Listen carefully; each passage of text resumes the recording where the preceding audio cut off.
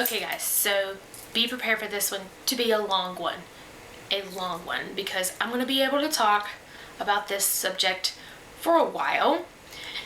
Now, in the spirit of that comment, if you want to go get a drink, sit yourself down and let's get into the world of Funko Pops. Guys, the addiction is real. I swore to myself I would not get sucked into this, but look at me. Look, okay, are you looking at the computer? I'm sucked in. I'm in. Full in. So, before I get in there and show you my pops, I want to just kind of talk to you a little bit about it. First of all, I realize that they, in effect, are toys. But they're just so cool looking. I like to look at them. I like to display them. I don't know. I can't even. I don't know. They're so stinking cute that I can't not do it. So I preface this. My sister has been collecting a lot longer than I have, and I swore that I would not get in it, but when I started helping her try to find things as far as exclusive and whatnot, and now that they've gotten more of the more modern pop culture things are kind of getting into it, I have since been just sucked in and I started my own collecting. At first I was really only going to collect Disney ones because I thought that, I'm a Disney nerd and I love them, and I really was only going to collect the Disney ones. However, since getting into other things that are being covered by the Pop brand, I have gotten into them. So I have, I have some Doctor Who, Disney, Game of Thrones, Arrow, and The Flash. I think that's all I have. Yes. Now, a lot of the Funko Pops these are just my own personal Funko Pops, and I'll explain a lot. I'll explain more when I actually go over to the actual shelf and show you. But I wanted to ask you guys a question. I have been searching for a way to display these Funko Pops because I have a small room. I thought about putting wall shelves behind me and then stacking them, but I don't want to just do like a temporary thing. I want to do something more where I can grow. I don't want to say, okay, like I have 20 pops. I need to display 20 pops and that's it. You know what I mean? I want to be able to move them, change them, do whatever I want, because I'm going to have some more because the Harry Potter ones are coming out next month, and there are 7 in that collection, I think. There's Harry, Ron, Hermione, Voldemort, Snape, Dumbledore, and Hagrid. Yeah, 7. And coincidentally, if you didn't know, Barnes & Noble's getting an exclusive sorting hat. So there technically is going to be 8. And I think there is a Hogwarts Express one, which I think is going to be like a ride, like the DeLorean and the Ecto one. And I will have to have that because see, the struggle is real. I'm sitting here talking about it and I'm like thinking about it. But anyway, so let's go ahead and get a sippy sippy, as Bunny Graveyard Girl would say, sippy sippy, and then we will go to the shelf and see what we got. Alright guys, so I'm doing this on my handheld camera and I'm going to do this on my shelf. They're sort of kind of organized, but anyway, hope the lighting is okay because I thought about pulling them off, but then I'd have to reset them up and again, and it just wasn't. Anyway, so these are all my Funko Pops right now. I currently have them on, this riser on the bottom is a piece of foam board that Aaron kind of MacGyvered into a riser for me. The wood thing is like a desk organizer from IKEA that I had that I wasn't using, that I kind of repurposed. So I'm just going to start on the front here and then we'll go over this way. So this pop is Robb Stark. These are Game of Thrones, by the way, if you're not familiar. The only flaw with this one that I've noticed is his mustache is not very well painted. However, I did order him online. I ordered him from a place called Fugitive Toys. Fugitive Toys is really, really good if you're looking for things that you may not be able to get a hold of. This is Greywind, his dire wolf. I pay a little bit more extra for him because he's more hard to find. Now don't quote me on this because like I said, I don't really know for sure, but I'm told he was an exclusive at 7-Eleven and that's why he was so hard to find. But I found him online at Fugitive Toys and I ordered him and Rob at the same time. So anyway, there you go. This is Eddard Stark or Ned Stark. And I just love that he has his little Hand of the King badge. He has ice with him. Never mind my Galactic Hero button from Disney World. Then we have Jon Snow. This is just regular Jon Snow. I do have Castle Black Jon Snow and the Muddy Castle Black variant of Jon Snow. Well, Erin does, but it's in her room. We have kind of a collective collection, so it kind of it didn't really make sense for me to buy the variants when Erin had them already. I may, you know, in the event that, you know, we ever decide to separate our collections, just these are my own personal ones. And then we have Daenerys. This is what is commonly referred to as Misa Daenerys. They currently, that's what the sticker called her, Misa Daenerys. The other two, there are two more variants of Daenerys. There's what I call Khaleesi Daenerys, which is her in her Dothraki outfit with her dragon. And then there is what I call Wedding Daenerys, which is her in the white dress.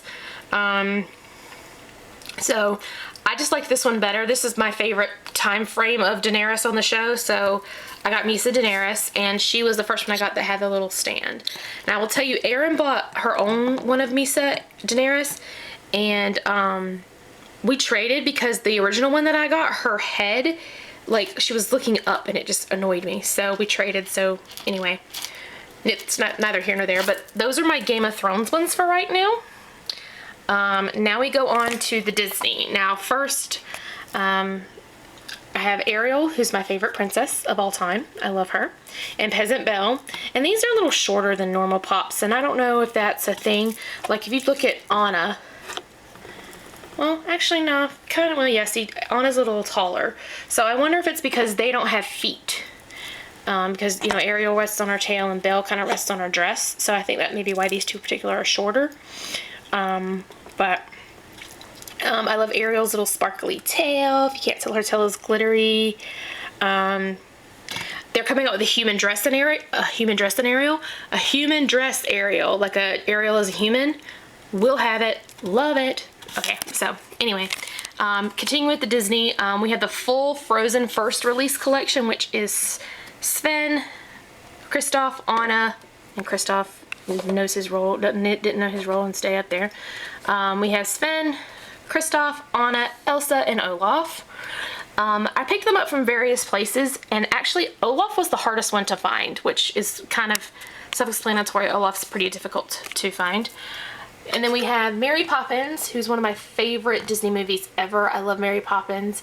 And Maleficent. I went for classic Maleficent versus the new version of Maleficent when I purchased a Maleficent, because I just, you can't mess with OG Maleficent. She's just, you know, total, I really want to say like a bad word, but I don't want to like get cussed out or whatever, but she's just she's just evil.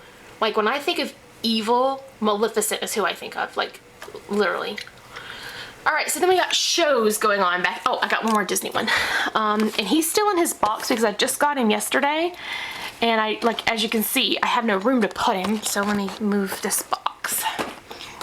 I got Beast from, I think he's from Series 2. Yeah, he's from Series 2, which was all these. Which, coincidentally, if I can find this Belle, she's retired now, I think, so she's going to be difficult to find. But I got Beast. Well, Erin bought me Beast for, she got it off eBay, I think. But anyway, so that's my other Disney one. I just haven't opened him because clearly I have nowhere to put him. So then we have Doctor Who, and these two are Hot Topic exclusives. This is 10, and who's David Tennant, and 11, who's Matt Smith. He has the 3D glasses, and Matt Smith has the fez and the mop, because fezzes are cool, and he's wearing a little bow tie, because bow ties are cool. Yep, I am going to get the original, or the I hate to call it the original, but just the regular 10 and 11, because David Tennant is my favorite Doctor. This was my first Doctor. I love him. He's my favorite. Moving on about Doctor Who. I only have one of the Sesame Street ones. Erin has the full collection minus Snuffy, but I grew up watching Sesame Street.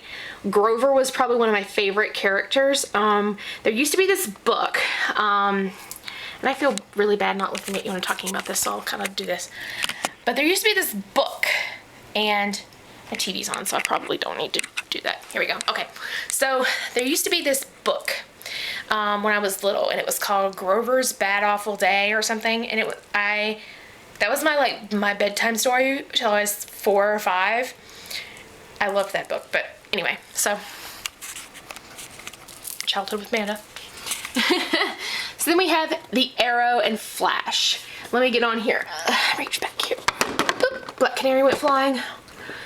Oh, okay. All right, so I have the Flash. This is the TV show version of the Flash. I love Grant Gustin. I loved him when he was on Glee. When he got cast in this show, I was so excited. And if you have not seen the Flash, I definitely highly recommend it. It's totally worth watching. It's only in season 1. Season 1 just finished, so if you haven't got into it, and if you hear that thunder, it's fixing to thunder outside. But if you haven't got into Flash, you can really catch up super quick. It's a really good show. And you don't necessarily have to watch Arrow to watch the Flash, but they do cross over a lot. So if you dig superhero movies, or if you're into Arrow and you have not watched the Flash, definitely watch it. And Belle, see, this is why I don't like this, because Belle just fell down behind Barry Allen. And Tennant fell over. Okay. So the other one's in the Flash collection. Aaron has the Reverse Flash, which is this one here. I don't really care too much about Captain Cold, but I do want the Barry Unmasked. I think he's going to be a Comic-Con exclusive this year at Comic-Con. I know that the Arrow Unmasked is going to be through rumor. I haven't confirmed that or anything, but I have heard rumors that he will be a Comic-Con exclusive.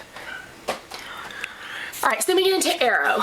So let me grab an Arrow box so we can discuss this, because, all right, so we have Black Canary, which I'm just going to be honest with you. To me, this is not Black Canary. This is Canary, because I don't like Laurel. I don't like Katie Cassidy as an actress. I mean, I think she's great. I mean, her character is okay, but I'm not a fan of her character. So for me, this is not Black Canary. This is Canary. So for me, this is Sarah instead of Laurel. But hey, what do I know? Then you have the one in the middle, which is termed the Arrow, with his mask and everything. And then you have the next one, which is Oliver Queen, who, you know, without the hood. Now, you're not going to be able to see this on the box, but we'll see. So this is the back of the Arrow box. The other pops in this collection, we have Deathstroke, Deathstroke Unmasked, John Diggle, and the Arrow Unmasked, which, if you can tell here, the only difference in the Arrow and the Arrow Unmasked, and I hate that this camera doesn't autofocus. Maybe if I do that, it'll sort of focus. No. Okay. Well, anyway, so this is all the Arrow. This is the Arrow Unmasked. The only difference between these two is that it's basically he's the Arrow without the mask, which I would have called him, like, I don't know, the hood instead of the Arrow, but anyway. And then Diggle, who, quite frankly, I saw someone else say this in a review video one time, but John Diggle, in the entire 4 seasons of the show, has worn this Arrow costume twice. So why, when you do a Diggle pop, why are you giving him this outfit? It just kind of seemed like it was a rush to get another pop, because basically all you did was take this pop and paint it, you know, as an African American and call it John Diggle. That's how I feel about this particular pop. Now, I may go ahead and pick him up, because they may release a more appropriate John Diggle, you know, in like jeans and a sweater, or jeans and something, I don't know. Because if you haven't watched the show, John Diggle doesn't really have like a costume. Deathstroke could care less about, don't really care about Deathstroke. I may pick him up just to complete the collection. I don't know, I haven't figured it out yet, but anyway, the Arrow Unmasked, rumor has it that it's going to be a San Diego Comic-Con exclusive at Barnes & Noble, so I will be checking out to try to see that. Coincidentally, if you know anything more about that, you can hook a sister up. I'm just saying. Now I do have 2 more that I have in my collection. Now these are ones that I don't want to say anything bad about them, because me and my sister received these as Christmas gifts. And, I mean, we're into Batman, but I'm not into Domo. So I would like these pops a lot better if they weren't Domo Batmans. I've never opened them. I've considered trying to sell them. I've considered trying to take them in for trade. I don't know if they're rare or where they go for, but I have them. I've never opened them. I just don't really display them because it's not really something that I'm into. But other than that, these are my pops. Hope you guys enjoyed it.